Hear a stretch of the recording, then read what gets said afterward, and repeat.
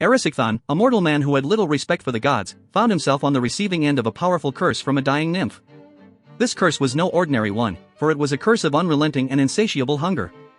The nymph's dying words were a plea to the goddess Demeter, who responded by entreating Limos, the spirit of unrelenting hunger, to place herself in Erysichthon's stomach. The story of Erysichthon's insatiable hunger begins with his encounter with a nymph in the sacred grove of the goddess Demeter.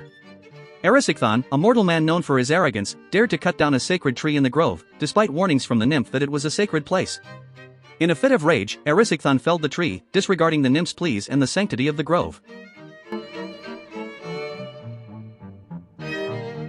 From that moment on, Erysichthon's life became a never-ending quest to satisfy his insatiable hunger.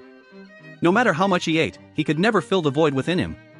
His hunger was like a bottomless pit, constantly gnawing at him and driving him to consume everything in sight. Erysichthon's insatiable hunger took a toll on his life and the lives of those around him. He devoured everything in his path, including his own wealth and possessions.